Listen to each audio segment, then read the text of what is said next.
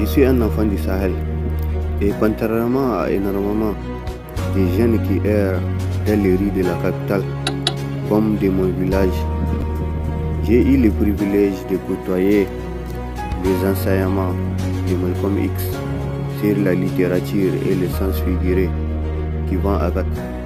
Même si je pense que les beaux mots de la langue de Molière sont trop un peu pour me séduire de la même manière qu'ils ont séduit les poètes sénégalais. Même si la démocratie et les droits de l'homme sont des concepts qui ne peuvent jamais me séduire, comme ils ont séduit les Européens civilisés et modernes qui n'hésitent pas à dormir à côté d'un arsenal nucléaire.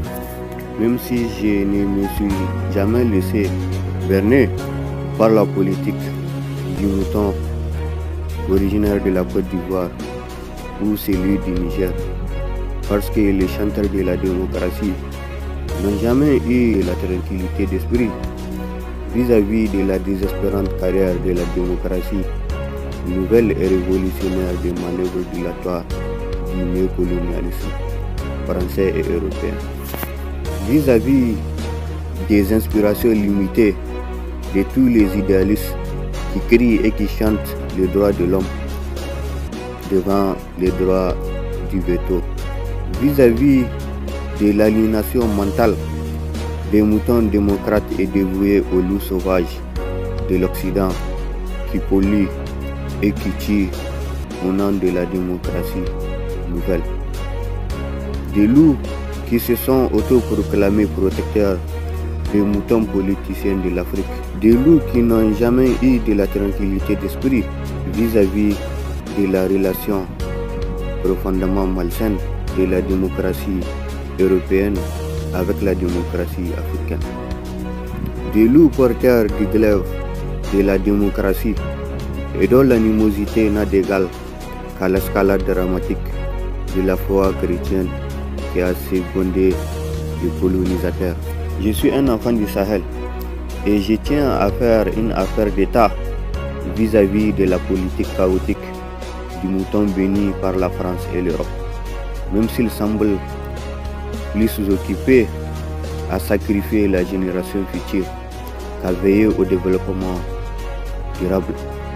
Je suis un enfant du Sahel et je tiens beaucoup à clarifier que je n'apprécie pas que la politique africaine se paye de ma tête avec des illusions et des imaginations tordues.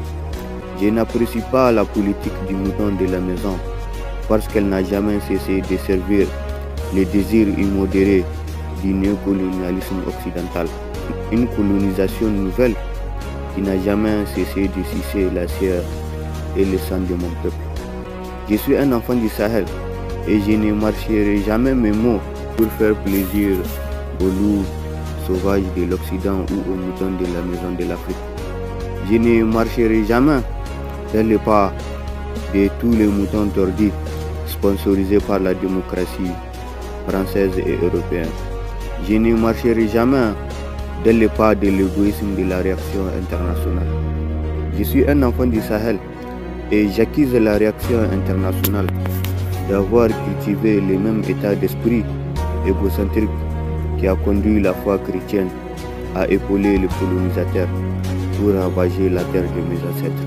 J'accuse la communauté internationale d'avoir cultivé le même esprit colonial qui a conduit le général de Gaulle à intimider la première génération de moutons kamikazes au soleil des indépendances de l'Afrique occidentale française. Le même état d'esprit colonial qui a conduit le général de Gaulle à intimider la première génération de moutons psychopathes qui se sont permis de tourner le dos à Sékou Touré, à Modibo Keïta et à Kwame Nkrumah.